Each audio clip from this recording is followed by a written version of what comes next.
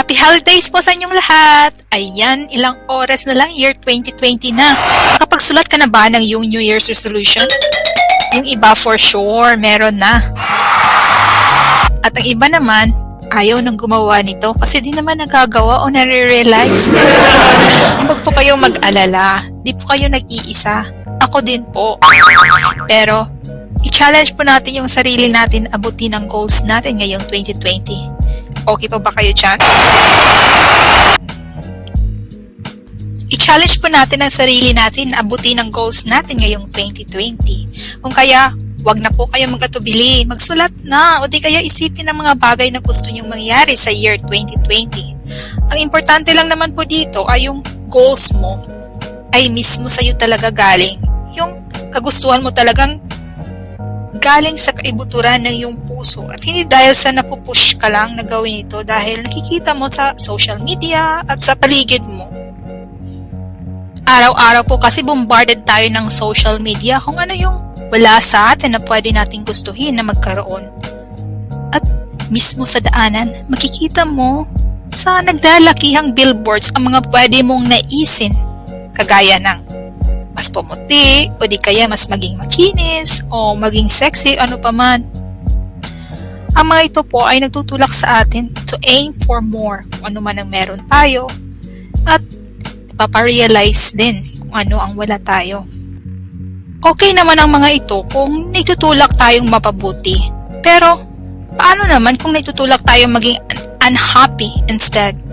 Ang totoo, hindi ito dahil sa kagustuhan nating mapabuti kung kaya nagiging unhappy tayo, kundi sa feeling na not having enough. Like, yung napapaisip ka kung paano kung mas marami kang pera, siguro mas magiging happy ka ngayong 2020, o di kaya makapag-travel ngayong 2020 kasi yun yung nakikita na post ng mga friends mo sa social media na bumibili na kung ano-ano, nagpupunta kung saan-saan, nag-travel, o kumakain sa restaurant, o di kaya ay napapaisip ka kung siguro mas magiging happy siguro ako kung pumuti ako. Ang maganda po nating gawin ay i-define ano ba talaga ang gusto nating mangyari ngayong 2020 mula sa kaibuturan ng ating puso at di galing sa ibang tao. Dapat mismo sa atin galing ano yung desires natin ngayong 2020. Sobrang importante po kasi yun. Kaya palagi ko po inuulit yung mula sa kaibuturan ng ating puso para maging happy at kontento tayo habang inaabot ang goals natin at sa outcome nito.